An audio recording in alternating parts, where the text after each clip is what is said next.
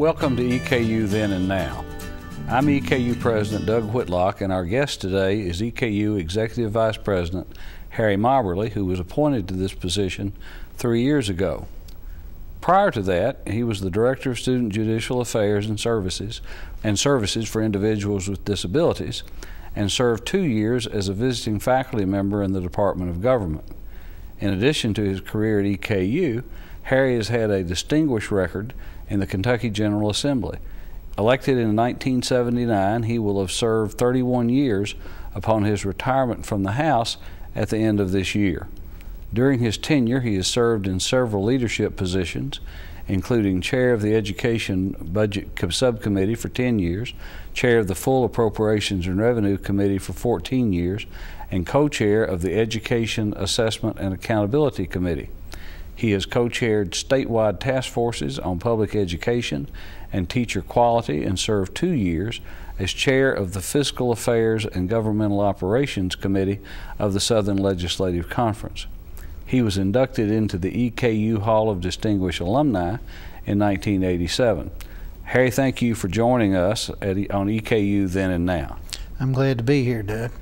Well, this wasn't in this introduction that our mutual friend Paul Blanchard put together, but as far as I'm concerned, one of the significant things about this particular session is you've got two guys who graduated from Madison High School, two guys who spent their entire lives in Richmond and Madison County. We've each got our undergraduate educations from Eastern, our professional degrees from two other institutions, and while I don't know as I've ever said this to you in these words, you know, I think we're two of the luckiest guys in America to have had the opportunity to do what we've done in our home community and serve our home community and county the way we have. Well, I think that about every day, Doug, when I contemplate the opportunity I've had to serve in the General Assembly and my higher education career and serving with you as president and having the opportunity to be a vice president here at EKU, it's just literally almost every day. I think what blessings I've had and how fortunate I have to have stayed here in this community that I love and I know you love, and to continue to serve. Yeah. And of course, you know, our kind of connections go back a long way. You know, Harry Moberly Sr., who I would have to say loved this institution as much as anybody I have ever known, was longtime postmaster in Richmond, and my father worked at the post office, and they had quite a group of people down there then, and a high level of camaraderie, and from my perspective looking back, a very high level of service. So when you got out, what year did you graduate at Madison High? I graduated at Madison High School in 1968. So you were seven years after me. I think we shared some of the same teachers. And when I look back on my time at Madison and the excellent teachers I had, and the realization that if not all of them, almost all of them had learned to become teachers on this campus, it gives you some appreciation, because we had quality teachers up there. It gives you some appreciation for what Eastern's been doing for a long time. Well, we had the very best of teachers up there, and I think most of them had graduated from Eastern, had taken advantage of this opportunity that exists right here in our community. But people like Miss Dunbar and Miss Willoughby and those, they were still there when I graduated. Those what we consider to be very tough teachers, but that was a benefit and advantage for us. I think as we move forward, we both appreciated the education that we got at Madison High School and some of those very fine teachers that we had. Now, in your 31 years in the General Assembly, and then some recognitions you've gotten recently for that work from the Pritchard Committee, from the Kentucky Tomorrow Commission. There's been a very high level recognition and appreciation for your advocacy for education. And we're talking about education, the full spectrum of education, P through 12, post-secondary education, vocational technical education, and I think when people look back on Harry Moberly's career in the legislature, Harry Moberly and education are going to be almost inseparable in those discussions. What caused you to become, for all those many years, the champion of education? Not just in Madison County, not just at Eastern, but across the state and across the full spectrum of education. Well, let me say, first of all, I very much appreciated all the recognitions and the good things that have been said about me since I have announced my retirement. I think when you retire, it must be very much like when you pass away, because people quit saying the negative and they say all the positive things. But when I went to Frankfort, that was the #1 issue on my mind. I have always believed that properly funding and attending to public education at all levels is the most important thing that state government does, the most important thing that the legislature does. And I guess I must have picked up that belief along the way from appreciating the education I got at Madison High, and particularly the public education that was, I thought, such a fine education at such a really cheap price here at Eastern Kentucky University when I was here.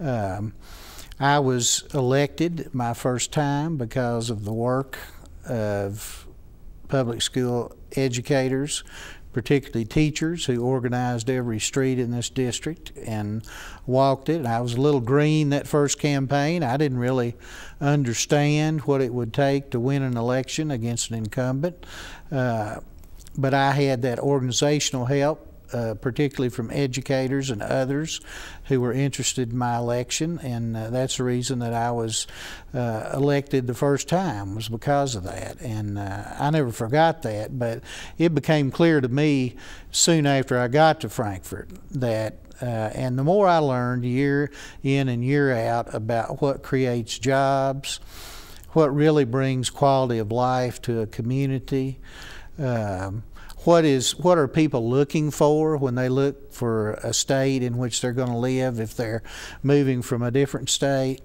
The #1 thing, and what do companies look for when they look at Kentucky and say we've got 100 jobs we're going to take somewhere? What's the most important thing we look for? The #1 thing is your educational system. So I went in thinking that, but the longer that I was there and was able to understand these things about what's important to the state, it became even more apparent to me how important education at all levels is.